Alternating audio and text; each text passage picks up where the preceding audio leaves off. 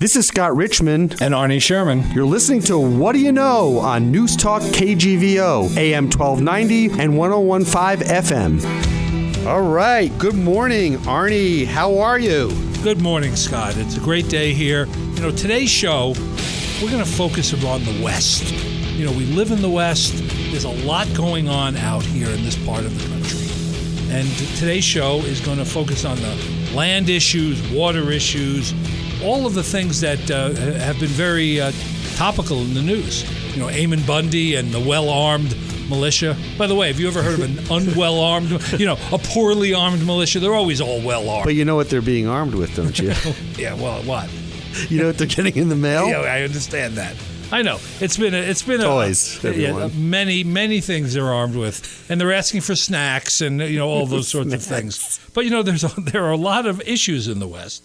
And today, in a few minutes, we're going to be joined by a great guest, Grant Kier, who's executive director of the Five Valley Land Trust, who really is involved in all of the key issues related to the West. Right. And we're going to ask him about Eamon Bundy and whether there are legitimate issues underlying the their taking of the bird sanctuary and holding it hostage for what they perceive are government wrongs. Right. I thought something interesting to share with the audience today. East of the Mississippi, the federal government owns only 4% of the land. Really? Yeah. That's it? Now, west of the Mississippi, the 11 western states, not including Alaska, how much of the land do you think the federal government owns? I don't know. Tell me. 47%. I mean, they're the largest landowner in the West. And wow. Obviously, over time, from the beginning, from Manifest Destiny, in the 1850s, when there was almost a religious desire to take the country from coast to coast and to acquire everything we could from sea to shining sea. There has been this belief about ownership and the role of the government and acquiring land and land deals with Mexico and all sorts of things were built into this kind of imperialism of a manifest destiny. And we're seeing still today some of the effects and repercussions of it. And growing up as a kid, I think that you'll recall, and even today, almost every movie, the Western, right. The movie Western was always about somebody owned somebody else's land. The railroad was coming and taking somebody's land. The Indians were fighting to preserve the land that they had, they had from time immemorial. Sheep herders versus, cattle barons. Everything was about gold and gold prospects. Right. Almost every movie was about natural resources. The Grapes of in Wrath? the West. What was the Grapes of Wrath? Well, that was the Great Depression, and they're going out west, though, right? I mean, all of it was One about of the my West. favorites. The West has a unique unique role in American folklore and American history, for sure, and in American culture. Yes. And it's critically important. So, today we're going to talk about the West, and I think that we kind of need a build-up for that. And I was thinking about a quirky little film that I saw recently that was called In a World with Lake Bell. I don't know. She's a great comedian. I don't know if you know Lake Bell. The movie was an independent film. It got a pretty good 92 on Rotten Tomatoes. It probably was at the Roxy Theater in Missoula, that kind of movie. But it was about a voice-over talent and her competition to get parts. And so today I asked our media guru and our on-air talent here, Billy Jenkins, to come in and help us build up for this drama that we're going to have today. And I asked him to find us some Western music that we could use to back up what we're going to do here. I love that. And Billy, you got something for us? Yes, Billy shaking his head. Creating a soundscape. So we have a soundscape behind us, and you and I are going to do a little competition. Okay. Built around In a World related to the West. So we're going to have this Western music in the background. And I'll begin and try an intro using In a World, and then you can do it, and we can go back and forth. I'm grinning. So we have music in the background, which I can't hear, but I know it's back there. Yeah. But we'll start with In a World in America where buffalo roam. In a world in America where a a real estate developer could run for president. That's right. In a world where the deer and the antelope play. In a world where You got a great voice for this. Thank you. A doctor who has narcolepsy can also run for president. In a world where we can't stand fences, don't fence me in. In a world that gives us Glenn Frey, David Bowie, Lemmy Kilmister. In a world. Right. In a world where Eamon Bundy and the well-armed militia confront the well-armed authorities. In a world where they actually give us the opportunity to get on the radio. And lastly, in this little competition, in a world, the USA, where the government owns 20% of the land. Who owns the other 80%? Oh, foreigners. Mostly. Right, people outside of the country. I got one more. What's that? In a world where we build a wall between the United States and Mexico. Every one of the movies. That's someone's world. Every one of the movies. I just heard it last night. Every one of these big blockbuster movies, when they're doing the promos for them, there's some deep-voiced announcer going, in a world. So that's our build-up for today. And in a moment, we're going to have Grant Kier join us and talk about in a world in the West where there's a lot going on right now. I can't wait. Can't wait for Grant Kier to come here. Grant Kier, forgive me. You are listening to What Do You Know on Newstalk KGVO 101.5 FM, 1290 AM or AM 1290, right, Billy? And newstalkkgvo.com. Back after this with Grant Kier. Well, we want to welcome our guest, Grant Kier, the Executive Director of the Five Valleys Land Trust. Good morning, Grant. Good morning. How are you? I'm well. Thanks for having me today.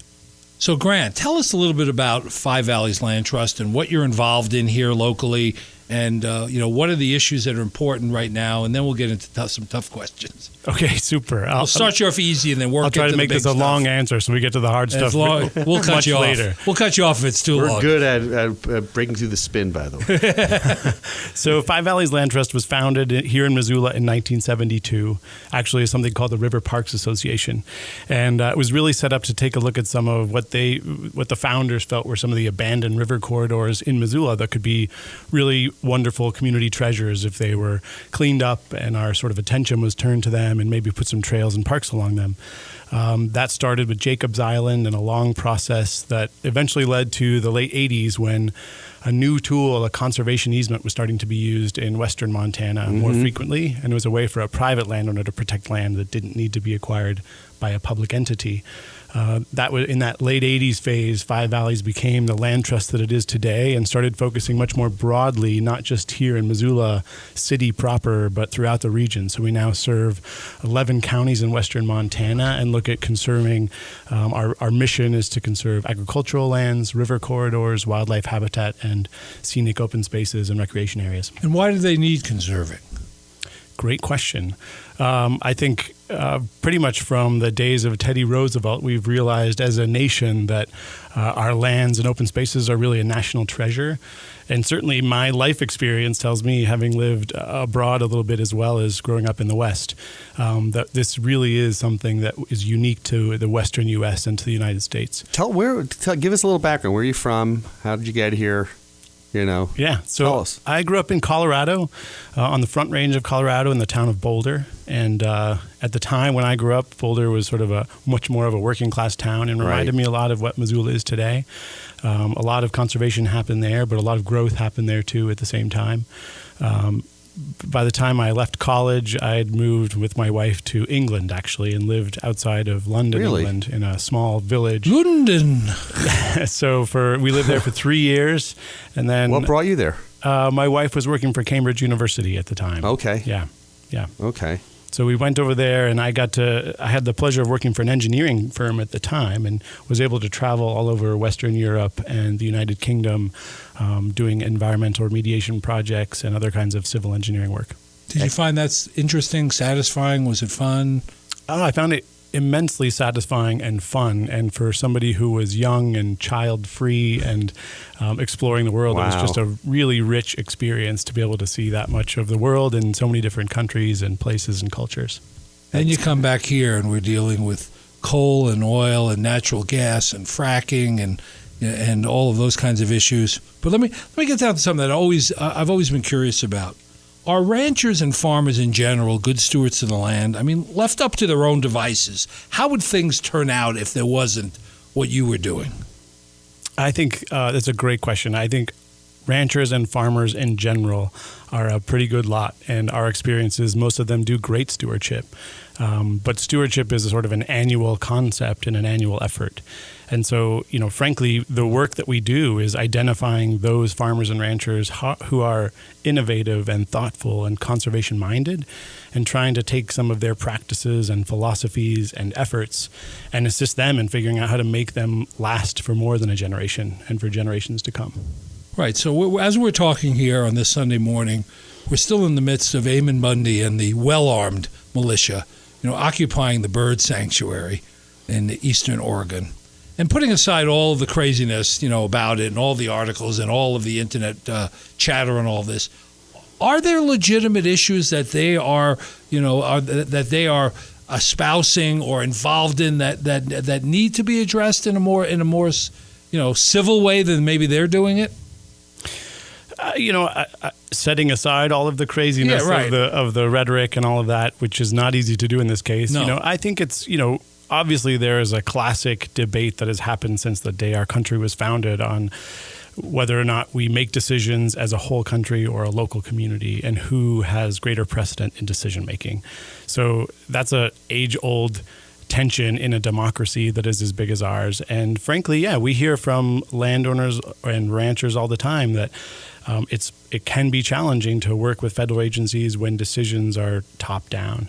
But at the flip side of that is that most of the landowners we work and the communities we work in, there's an incredibly strong commitment by local agency representatives to get to know landowners, to get to know the communities, to understand the issues. And we work in communities like the Blackfoot, where there's an amazing partnership of landowners and agencies trying to understand what the challenges are for each as landowners and as managers of adjoining lands, and trying to resolve those. What are some types of challenges? Give us an example. The simplest challenge I could probably define is weed management. And Sure. the challenge of addressing weeds on public lands adjoining private lands, and how do you deal with sharing the costs and implications if a weed vector happens to be public use in a space, Right. Maybe along a river corridor, and people using that space are spreading weeds more frequently because of that use, then it's a challenge for a private landowner who's trying to address weeds for their own stewardship reasons. So people coming together and figure out how to address weeds, how to address drought and water issues.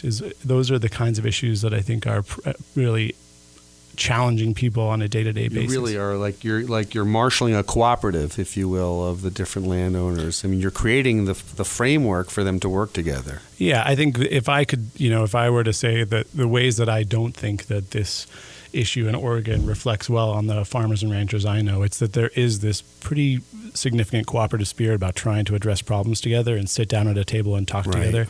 And that is, I think, what's really missing over there, that I find is a pretty disingenuous representation of what I see as most landowners. Well, there's sort of a myth, I think, that somehow that if you take the land away from the federal government, give it to local ownership, they'll have more control or more influence or all those sorts of things. But with local ownership by states or counties or cities comes a lot of responsibility in terms of paperwork and permitting and cost. I saw a figure recently, I think it was in an article in the Times, about that it would be $250 million worth of additional costs to local state government in the 11 western states if a reasonable amount of the federal land owned, which is almost 50%, got turned over to the states. Is that accurate, do you think? I don't know if the number is accurate, but the concept is certainly true from everything I've heard and learned. And I know that, even here in Montana, our legislators, right-leaning legislators, have threatened to look at whether or not more of the federal land should be turned over to state ownership. And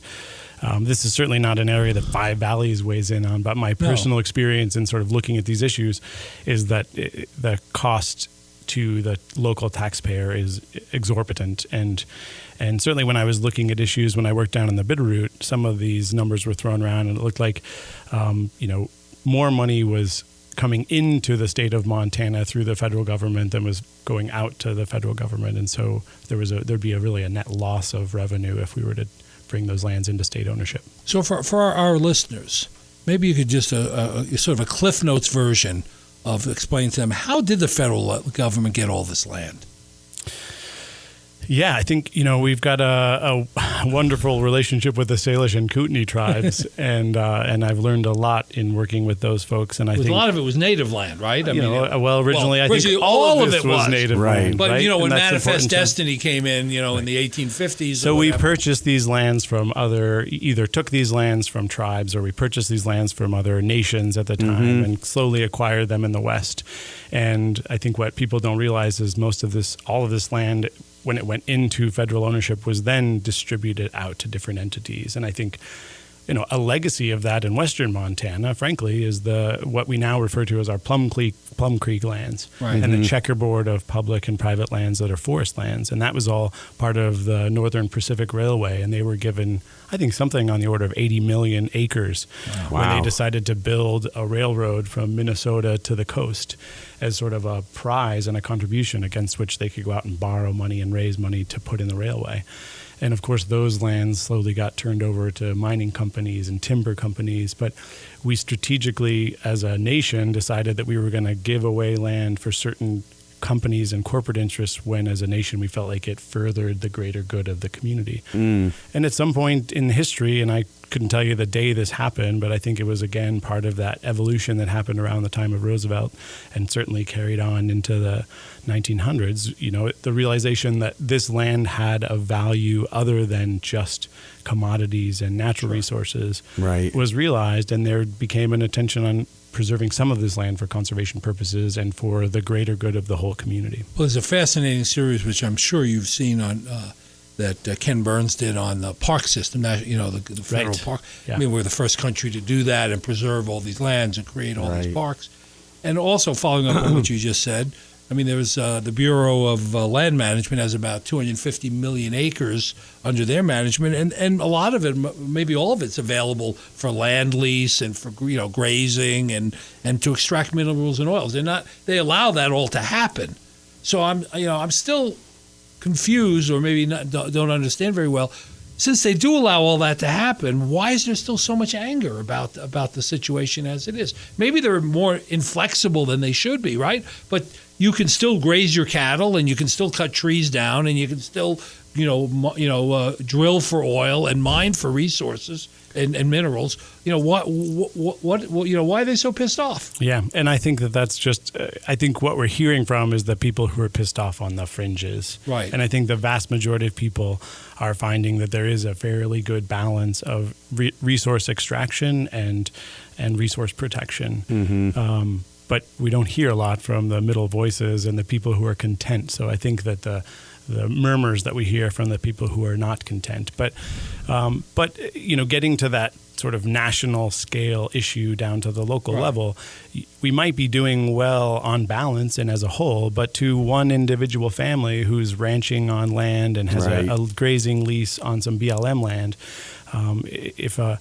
if something changes at a local level of the policy that impacts their grazing rights and reduces their cattle head count and suddenly their business in jeopardy, you can be sure that it's pressing enough of an issue, they're going to make a fuss. Well, for example, it's not directly related to grazing, but you might have been still down in the Bitterroot when Huey Lewis had the issue. People wanted to fly fish on part of the river that was on his property, right? And he wasn't particularly happy with folks traipsing on his property. And, of course, the river is not private property. Right. So, I mean, you have those kinds of local issues. Well, take a step back for a second with us. Talk to us about who funds the Five Valleys Land Trust. How many people do you have working there? Well, how is that workforce and resources? How are they organized? And what are they working on? We have 13 staff, and we have 16 board members. Made up of who are the board members? What types of folks? Great question. We have a very diverse board. One of the things that I'm most proud of, I think our board really reflects the diversity of the people that we have in western Montana. We've got rural farm and ranch families who are on the board, or individuals. We've got your classic, our board president, who is an amazing and really bright woman, Amber Sherrill, sort of, I think, slightly jokingly refers to herself as a soccer mom, but she's a stay-at-home mom who works her tail off on voluntary issues throughout the community, and we're lucky that we're one of the causes that she cares so much about. Right. We have business owners from downtown to rural residents in Phillipsburg. We have a member of the tribal community on our board. So we really try to bring together a cross-section of the whole community. How are they appointed, or are they just... So they're nominated from within the board, from the community at large. Okay.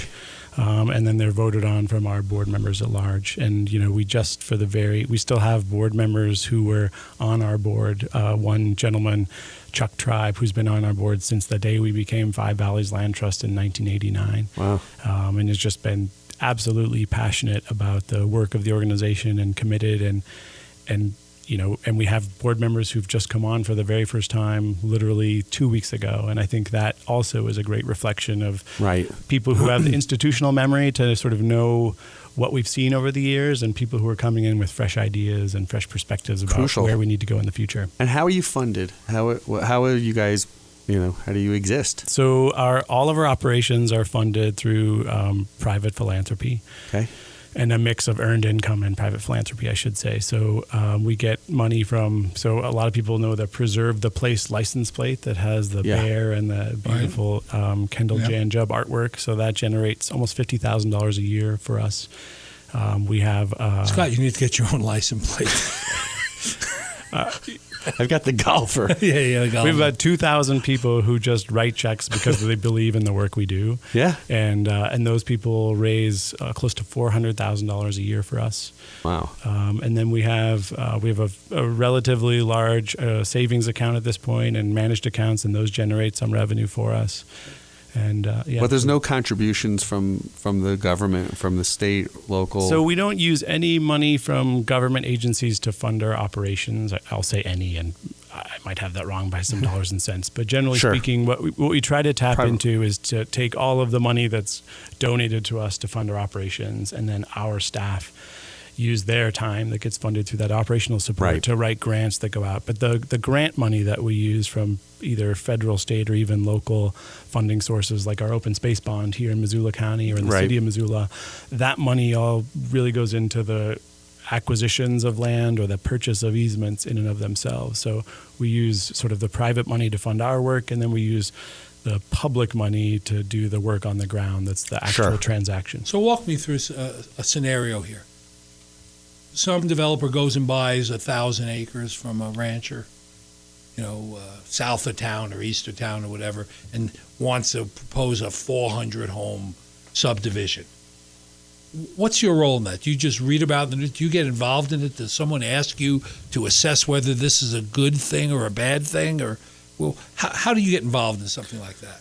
Yeah, so this is an interesting point to bring up right now, because we, generally speaking, as a rule of thumb as an organization, we have stayed out of public policy debates and rarely engage in those. We have always stayed out of individual subdivision discussions. And what I think few people really understand and appreciate about our work is how deeply rooted the work of conservation of private land is in private property rights.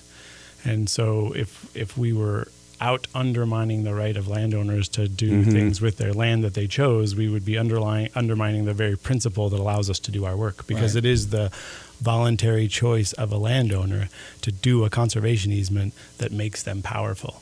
And in fact, a lot of people in my industry argue that a conservation easement is more powerful than public land ownership in many cases, because public land ownership can often change based on a policy decision, maybe even in Washington. Whereas a conservation easement that's established through private property rights and laws is perpetual for us as an organization to monitor and enforce, and for the landowner. And so in some ways it's stronger and more enduring because it's based in this more of a commitment, deeply rooted private property right. Yeah. So to answer your question, if somebody were proposing a 400,000 or a 400 unit subdivision, we'd be silent on that issue. Right. Certainly publicly, what we would hope is that if that landowner was aware of rich conservation resources on the property, maybe it's agricultural soils or unique habitat, or maybe it's a trail corridor that would help the community realize a long-term trail network, that they would be sort of smart enough and savvy enough as a member of the community to know that that has value and merit. Right. They'd come and talk to us on their own. Did you get involved when the Bitterroot Ski Resort was being debated and went to the Park Service and were you involved in that at all? So we were not involved in any kind of public discussions, and I don't, as a matter of policy, talk about specific projects. But our door would be open to a landowner in that circumstance, just like any other, to say, is there a conservation component of this that can be meaningful for the community and for you? Right. Have you gone out and proactively done like GSI mapping and know where there are those areas, or do you wait on a specific situation to emerge and get involved in that way? It's a little bit of both. So we have we try to take a very strategic approach to the work we do. Right. We try to be really prepared for opportunities, both. I think for conservation is a costly endeavor. And so if a private landowner wants to protect their farm or ranch with easements or even by selling it to a public agency, we feel like it's incumbent upon us to understand what the potential benefits are before they come to us so that we're not spending tons of time doing research, and to know who the potential funders are if there are financial goals associated with that. So we have a detailed plan that says here are the important conservation values that our community has either established through public policy, things like planning documents, et cetera, Right. or that Fish, Wildlife, and Parks has said this is a place where we know we have really important habitat, or if the city has said we know these are places we really want trails in the Sure. future. So we have maps that tell us all of that, Right. so that if we either want to reach out to a landowner and say, hey, there's a unique opportunity with some funding, or we hear from a landowner who says, I'm interested in doing this, is there any value? We're able to quickly respond and move on a project. So you guys are kind of like, you guys sit in between the landowner, the public agencies and or the federal government, and kind of bring everybody together. And your work is successful when you don't hear about the issue, when the issue is kind of already tied up and sewn up, and then everyone's good to go, correct? Yeah, in some ways, that's almost the hardest part about conveying the spirit of our work Right. and our successes, is that they're almost never contentious, and almost all of the work that's happening happens sort of prior to any kind of big announcement of it existing. Stealth. You're in a stealth. Very much so. So what are the big conservation issues, if there are any, that are unique to Montana or maybe even unique to this area that we constantly need to deal with or be aware of that's going on? Gosh, that is a great question and a long list. But some of the really big issues, at a global scale, Right. Looking at the entire world, we're a really unique place in the world because there are only about a dozen, maybe 14 places, as we understand it from the science community, left in the whole world where they have these what are called intact ecosystems. And so the wildlife component of our work is really important for us to be thinking about big scale. Right. And that is a testament to generations of people here making really good stewardship decisions. You talked about that earlier. That means that the Native American communities that lived here were amazing stewards of the land. The generations of farm and ranch families have been amazing stewards of the land. For us to get to this time in history and to still be one of those places is a remarkable opportunity and responsibility. And so we're very mindful of that at a global scale.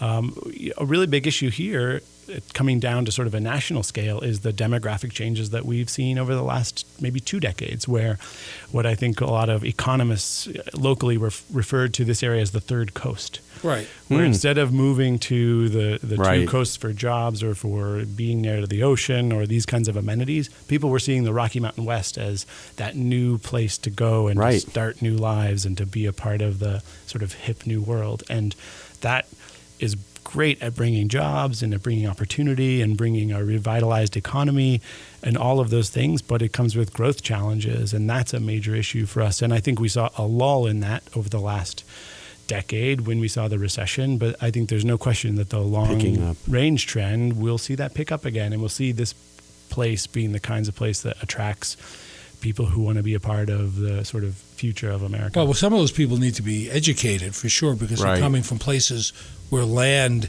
is so scarce that they haven't been, acculturated or made aware of land issues and have any sensitivity about that.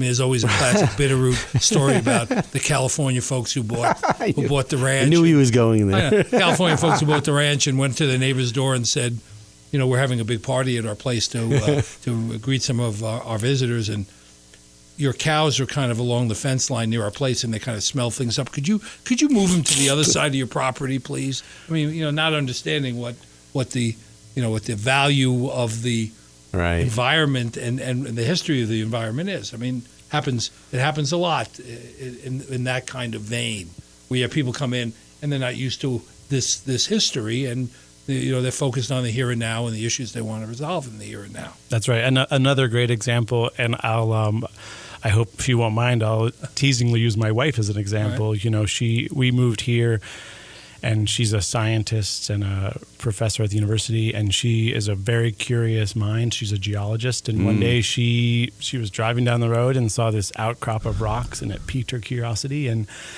she, in her mind, these big, vast open spaces must be public land. Right. So she walked over to the rocks and started kind of looking around and trying to understand this, and suddenly someone drives up and says, "Hey, wait a minute, what are you doing on my land?" And I think that's another good example. If you aren't really tuned into being able to look at a landscape and understand what's a private property and what's a public property and what the community values are around how you treat those differently, you can get in trouble in a hurry. Well, the value is very important. I'll tell you a story spending some time down in the Bitterroot. So I was able to suck up to some local folks and got to play golf at the Ranch Club. Down in Hamilton, which is the stock farm. Stock farm. Right, stock farm. The Charles Schwab development.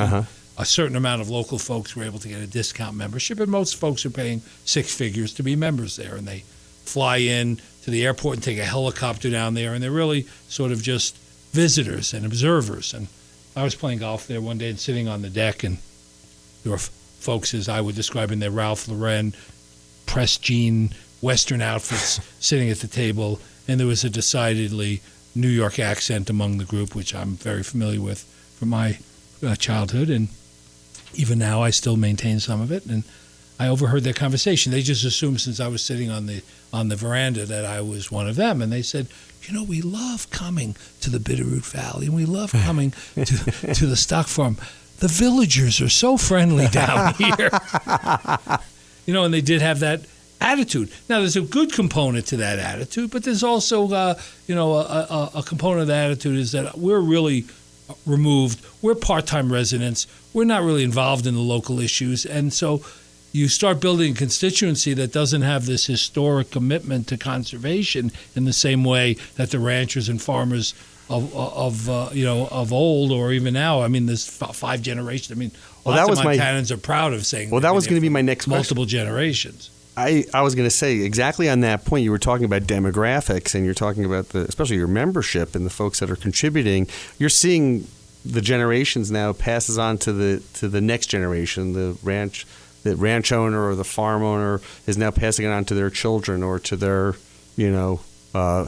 offspring. How are you seeing? You're seeing that? Are you seeing that happen? And if you are, what are the changes in attitude that you're seeing, if any? We are seeing that happen. I can't say across the board that all the families we work with are excited to hand the ranch off to the next generation, but I think I'm surprised at how many young family members are willing and ready to take on having my parents were both raised on farmland, and my mom on a farm, and I watched her family lose the farm due to injuries and medical issues, and I can say it is hard living, and it is a tough way to make a go of it. And to see a young generation who are as passionate about it as we're seeing come up is actually really inspiring for me doing my work. And I think it's also really exciting to be a part of them figuring out how to be more innovative. But I would not say that it's I would say that the philosophy is not changing. I've always been really impressed that I think a lot of landowners, coming back to the Oregon debacle, I think the misrepresentation of that is that all rural landowners are somehow clinging to this historical view of the West. And I actually would argue that at least the people we work with and I've gotten to know, They are as innovative a group of people and as entrepreneurial as any downtown business owner in Missoula.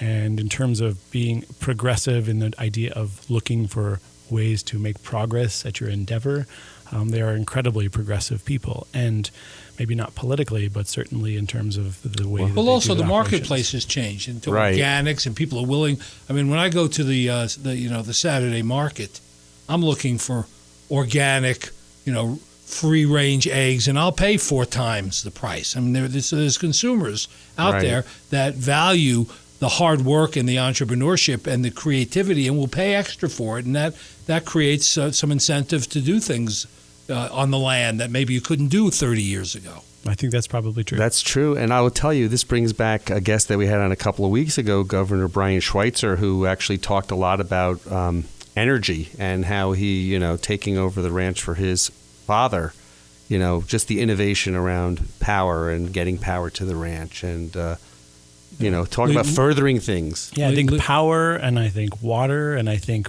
proximity to markets are sort of the big Right. changes and the big changing variables that are going to, those people who are really thinking about those issues and are innovative. Well, are every going time to something succeed. like Flint, Michigan Right. happens, Oh, people are more concerned about water, obviously in that case, but the environment that's surrounding you. You want a safe, secure environment, and you want something that's going to be, fertile and productive, as opposed to the crass commercialism that maybe has preceded all of that. yeah, no. I mean, particularly here in Montana, you see that.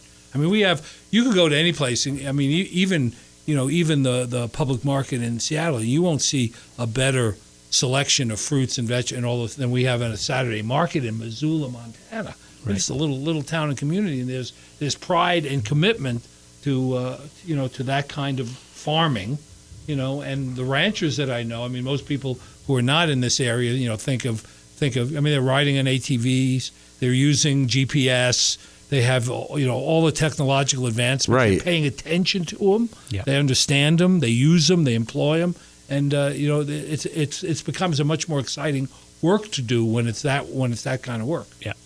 Yeah, what is it? Cadastral? What is it? Montana cadastral. That's Montana cadastral. What is that? Tell us about. Well, our what's unique to Montana is that you can actually it's publicly accessible data for all of the land ownership in the state of Montana. So you could go on to a website and figure out where a parcel of land is and figure out who the owner of that land is.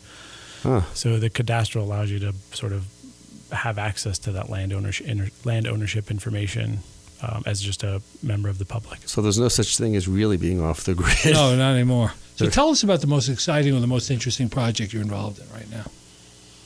Is there one that stands out? Well, I think there are a few for a variety of reasons. I'm at the small scale in terms of just changing the way communities feel about their place.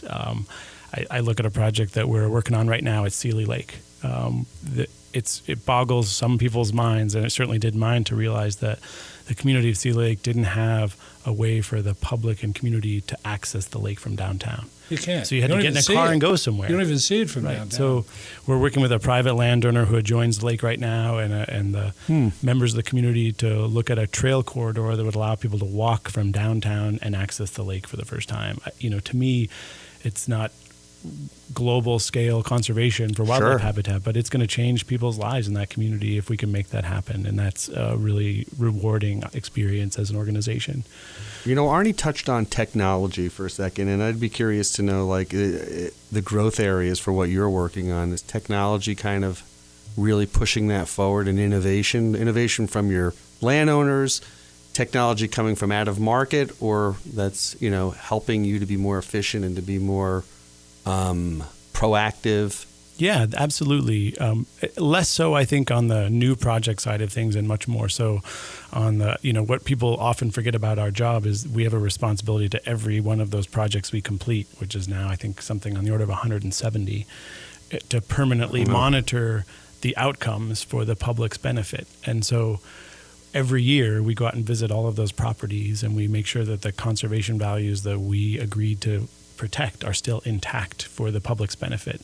And the ability to manage all of that data and for in real time to go out and have a tablet computer and be able to see the maps and to be able to sync up pictures and to real time compare that to past information is a tremendous opportunity for our staff, and to manage that data and to have good information for decision making when issues do arise is also a really big innovation for us. Right, so you're working in a town, Missoula, that has a university, that has a school of forestry, there's a Native American center, there's a law school which has a national reputation in environmental law. Do you rely on them? Do you work with them closely? Is there a good partnership between the university and you and what you do? Amazing. And I started with one example of really exciting projects. One that we've been working on for years now, we call the Confluence Project, where we bought land at the mouth of Rock Creek, where it joins the Clark Fork River.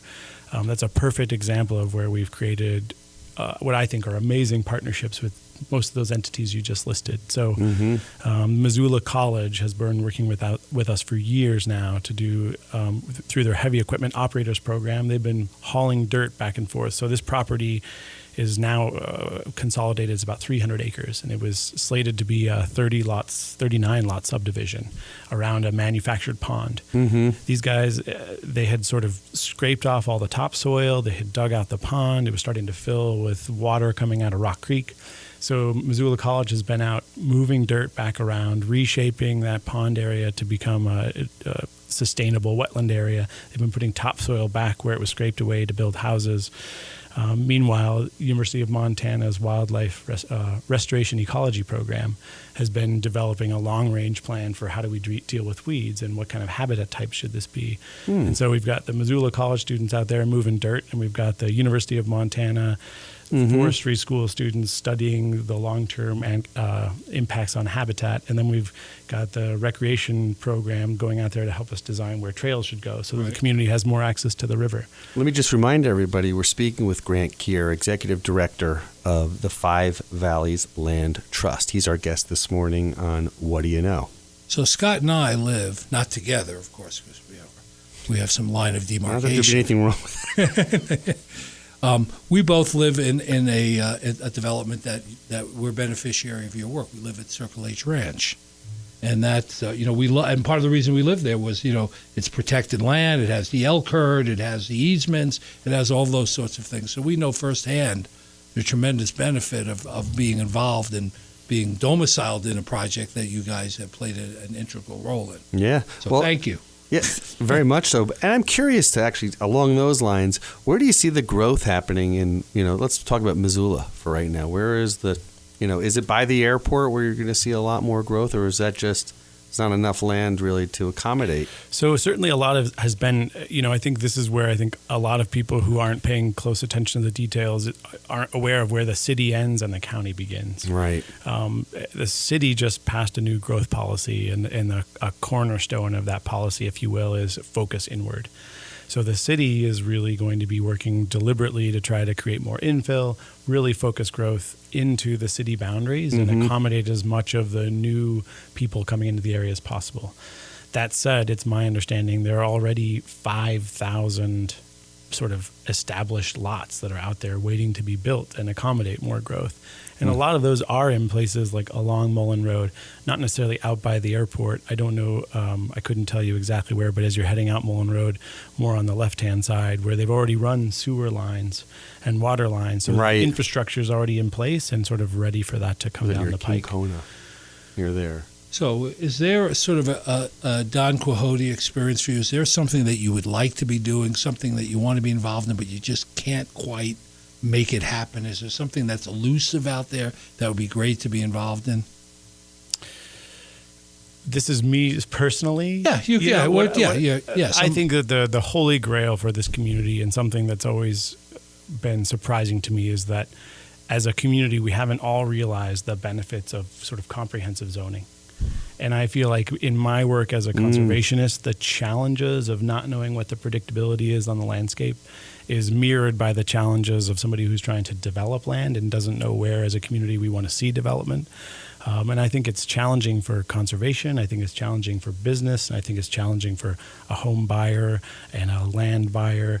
And I think there's been some misinformation over many, many years about what the potential costs are to people of doing zoning. And I think I view zoning as not a tool, but the actual toolbox. Sure. And it has no real implications until you figure out what tools you put in it. But so is the resistance just sort of a visceral, it's expensive and it's more rules and regulations, and we're just opposed to that? Right. And I think, we saw a big issue that just ended last week, where the Missoula County was really wrestling with how to protect agricultural lands. And I think it was our perspective that we were at a loss to find a more elegant solution than a proposed policy, because zoning wasn't in place at the time. Along the lines of zoning, are there other communities in Montana that you are aware of that are doing a better job of that? I don't know the answer to that. Because when you talk to people about Bozeman, they always talk about, boy, they really figured out how to zone and to develop in a way where it makes sense. It's accommodating business. It's accommodating higher influx, well, population of residents. It's half the size, and they have a lot more land around it. Missoula has the challenge that the valley is kind of landlocked. I mean, in terms of how much public land is available. I once saw the Rocky Mountain Center for the West once had a very interesting sort of overview, and it showed there wasn't that much area that was available for development. I mean, Missoula could not be 250,000 people.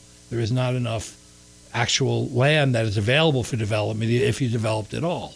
A place like Bozeman has much more wide open space, and the valley's much wider, and there's more areas to grow. I mean, I hear about subdivisions being proposed all the time, and some of the bigger companies, I think, are looking at it, like Google and Amazon, because there's vast pieces of land. We don't have the same possibility here.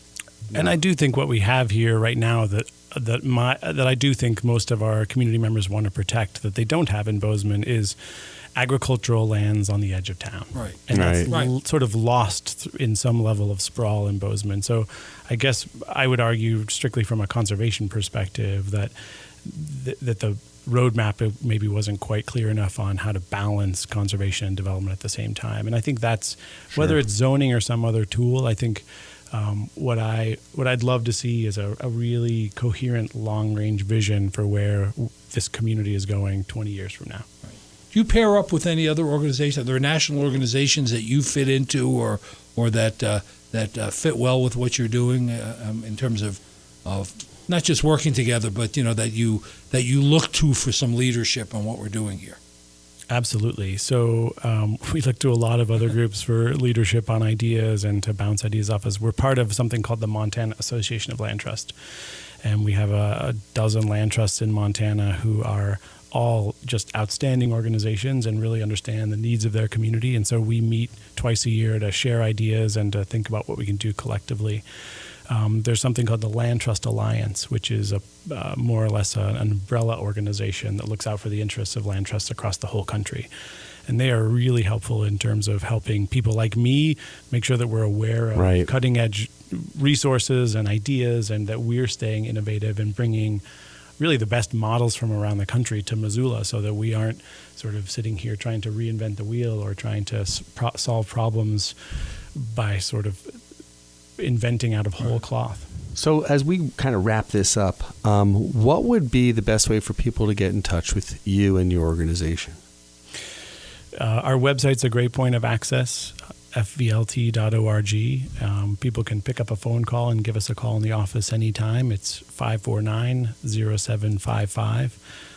And I'd always welcome emails from anyone, grant@fvlt.org. But we are excited to serve the community. We would love to have people come and... You have a final question? I do have a final question.